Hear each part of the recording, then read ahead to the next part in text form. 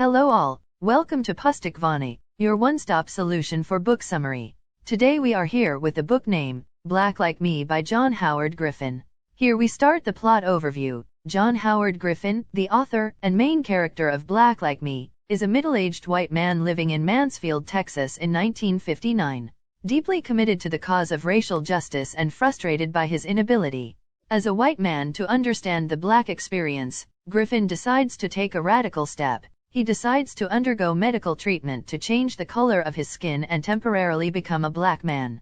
After securing the support of his wife and of George Levitin, the editor of a black-oriented magazine called Sepia, which will fund Griffin's experience in return for an article about it, Griffin sets out for New Orleans to begin his life as a black man. He finds a contact in the black community, a soft-spoken, articulate shoeshiner named Sterling Williams, and begins a dermatological regimen of exposure to ultraviolet light, oral medication, and skin dyes. Eventually, Griffin looks in the mirror and sees a black man looking back. He briefly panics, feeling that he has lost his identity, and then he sets out to explore the black community. Griffin expects to find prejudice, oppression, and hardship, but he is shocked at the extent of it. Everywhere he goes, he experiences difficulties and insults. The word nigger seems to echo from every street corner. It is impossible to find a job, or even a restroom that blacks are allowed to use. Clerks refuse to cash his checks, and a white bully nearly attacks him before he chases the man away. After several traumatic days in New Orleans, Griffin decides to travel into the deep south of Mississippi and Alabama, which are reputed to be even worse for blacks. In Mississippi, a grand jury has just refused to indict a lynch mob that murdered a black man before he could stand trial.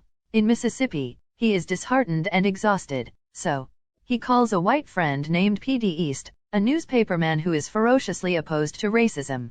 He spends a day with East, during which time they discuss the way racial prejudice has been incorporated into the South's legal code by bigoted writers and politicians. Eventually, a rejuvenated Griffin leaves for a long hitchhiking trip throughout Alabama and Mississippi. In general, Griffin finds that conditions for blacks are appalling, and that black communities seem run down and defeated.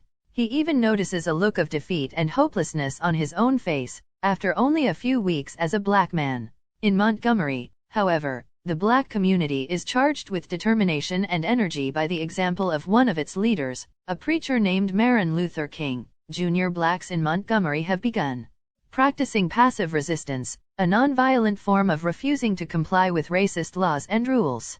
Griffin, again depressed and weary of life as a black man, briefly stops taking his medication and lightens his skin back to his normal color.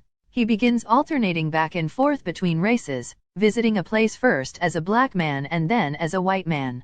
He notices immediately that when he is a white man, whites treat him with respect and blacks treat him with suspicious fear. When he is a black man, blacks treat him with generosity and warmth, while whites treat him with hostility and contempt. Griffin concludes that the races do not understand one another at all, and that a tolerant dialogue is needed to bridge the terrible gap separating them. In Atlanta, Griffin conducts a long series of interviews with black leaders before returning to New Orleans to make a photographic record of his time there. He then goes off his medication entirely, permanently returning his skin color to white. He returns home to his family and writes his article, which is published in March 1960. After the article appears, Griffin is called on to do interviews with prominent television shows and news magazines.